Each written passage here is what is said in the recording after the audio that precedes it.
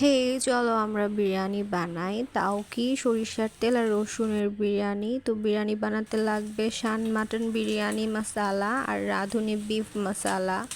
তো এই শান পাকিস্তানি বিরিয়ানির মশলা তোমরা যে কোনো হাতের কাছে গ্রোসারিতেই পেয়ে যাবে। তারপর অনেকগুলো লাগবে মাস্টার্ড অয়েল, রসুন, শুকনো মরিচ। এই বিফটা আমি আগে রান্না করে রেখেছিলাম, এটার রেসিপি অন্য কোনো দিন তোমাদের সাথে শেয়ার করব। এখন লাগবে অনেকগুলো পেঁয়াজ বেরেস্তা।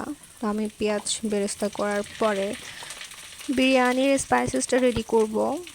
বিরিয়ানির স্পাইসেস রেডি করার জন্য আমি সামান্য একটু তেলে পেঁয়াজ এবং গরম মশলাগুলো দিয়ে একটু সটে করে নেওয়ার পরে আবার অনেকগুলো মাস্টার্ড অয়েল দিয়ে তার মধ্যে আমি আদা রসুন বাটা, জিরা বাটা সব কিছু দিয়ে কিছুক্ষণ সটে করে নিয়ে তার মধ্যে আমি শান পাকিস্তানি বিরিয়ানির মশলাটা দিয়ে নিলাম। তারপরে নিয়ে নিচ্ছি 2 চামচ মরিচের গুঁড়া।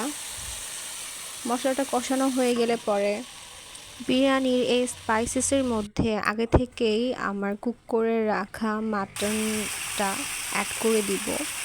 মাটনটা আমি মাস্টার্ড অয়েলেই মেক করেছি, সাথে রসুন আর শুকনো মরিচ অ্যাড করে। এটার রেসিপি আমি অন্য কোনো দিন তোমাদের সাথে শেয়ার করব। এটা রান্না করার সময় আসলে আমি ওরকম সময় পাই নাই ভিডিও মেক করার। তারপর আমি চাল দিয়ে দিব।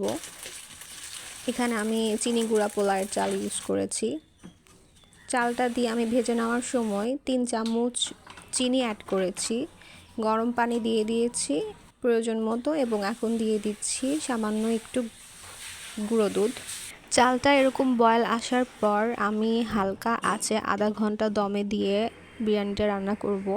চিনি আর গুঁড়ো দুধের জন্য বিরিয়ানিটা স্পাইসেস এত লাগে না এবং বিরিয়ানিটা টেস্টটা ব্যালেন্সড আসে এবং অনেক মাখো মাখো হয়। বিরিয়ানিটার অ্যারোমাটা এত তীব্র ছিল, অনেক বেশি খেতে মজা হয়েছিল। স্পাইসেস অত বেশি লাগছিল না, সব কিছুর কম্বিনেশন মিলে অনেক বেশি মজা হয়েছিল। সার্ভিং টাইমে আমি এগস আর পেঁয়াজ বেরেস্তা দিয়ে সার্ভ করে নিয়েছি। তোমরা বাসায় এভাবে ট্রাই করতে পারো। It's a very easy biryani making process. You can try at your home. So, good food and good life. Stay with my channel.